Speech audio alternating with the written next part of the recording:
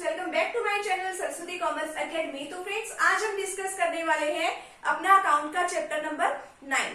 ठीक है, हमारा जो चैप्टर नंबर 9 है वो बड़ा ही इंटरेस्टिंग है और हम इसके बहुत सारे वीडियो सेशंस जो है वो ऑलरेडी हम डिस्कस भी कर चुके हैं। अगर आपको उनका लिंक चाहिए तो आपको डिस्क्रिप्शन बॉक्स में प्लेलिस्ट में मिल जाएगा। ठीक है, आप वहां से कोई भी टॉपिक जो है देख सकते हैं। और आज के टॉपिक में जो हम डिस्कस करने वाले हैं वो हम डिस्कस करने वाले हैं इसका फॉर्मेट ऑफ जर्नल। ठीक है, कि किस तरीके से हम फॉर्मेट प्रिपेयर करते हैं जर्नल एंट्री करने से पहले। और ये जो फॉर्मेट है आपको आना चाहिए जब आप जब भी आप जर्नल एंट्री करने वाले हो। ठीक है, तो फ्रेंड्स, तो चलिए अब स्टार्ट करते हैं हमारा आज का वीडियो सेशन। तो अगर मैं आपको बताऊं कि जर्नल क्या होता है, तो जर्नल में बेसिकली जैसे ही कोई ट्रांजैक्शन हमारे बिजनेस के अंदर होती है हम उसको तभी रिकॉर्ड कर देते हैं। ठीक है, क्योंकि हम इतनी ट्रांजैक्शंस को याद नहीं रख सकते, इसीलिए जैसे ही ट्रांजैक्शन होती है हम उसको वैसे ही अपने बिजनेस में रिकॉर्ड कर लेते हैं। अगर हमारे बिजनेस का साइज छोटा है, ठीक है, तो हम जर्नल की हेल्प से सब कुछ रिकॉर्ड कर लेते हैं। अगर हमारे बिजनेस का साइज बड़ा है तो जर्नल में इतनी सारी ट्रांजेक्शन को हम रिकॉर्ड नहीं करते, तो हम सब्सिडरी बुक्स की हेल्प ले लेते हैं। सब्सिडरी बुक में हमारी cash book, purchase return book, sales return book, ये वाली आती है। ठीक है, तो चलिए हम इसका डिस्कस कर लेते हैं, इसका फॉर्मेट क्या है। तो उससे पहले तो फ्रेंड्स, अगर आप चैनल पर न्यू हो तो चैनल को आप प्लीज सब्सक्राइब कर दीजिए। अब इसमें देखिए फॉर्मेट दे रखा है आपको जर्नल का, तो इसमें फॉर्मेट में आपको लिखना है ऊपर फॉर्मेट ऑफ जर्नल। ठीक है, तो जर्नल लिखने के बाद आप यहाँ पे पहले तो कॉलम बनाओगे। ठीक है, कॉलम किस किस चीज के बनाओगे? डेट का। ठीक है, जैसे ही कोई आप जिस डेट को भी कोई ट्रांजेक्शन करने वाले हो तब आप वहां पे लिखते हो कि डेट की क्या डेट है।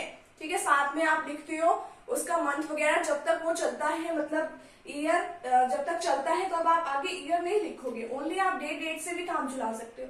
बट आपको इसमें एक बात ध्यान रखनी है, जैसे ही आपने डेट यहाँ पे रिकॉर्ड करी है वो आपने सीक्वेंस में रिकॉर्ड करनी है। ये नहीं है कि आज आप 1 मार्च की एंट्री कर रहे हो, कल आप 9 मार्च की एंट्री कर रहे हो, फिर आप उसके बाद 2 और 3 मार्च की एंट्री कर रहे हो। नहीं, ऐसे नहीं करना।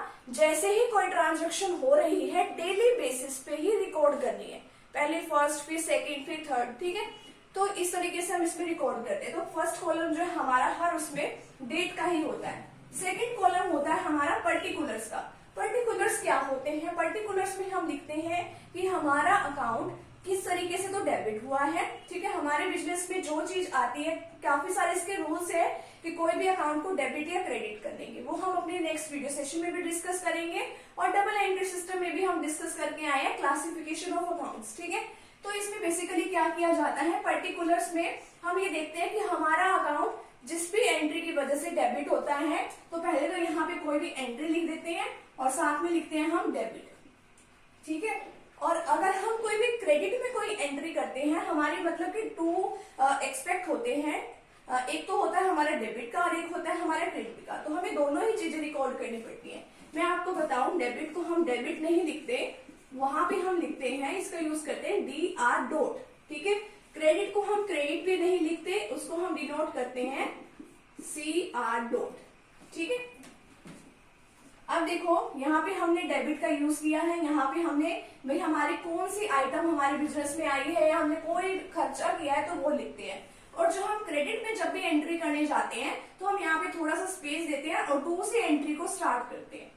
ठीक है, लास्ट में जाके हम क्रेडिट नहीं लिखते, यहाँ पे ये क्रेडिट नहीं लिखते, लास्ट में जाके यहाँ पे एंट्री करने के बाद यहाँ पे लिखते हैं अकाउंट।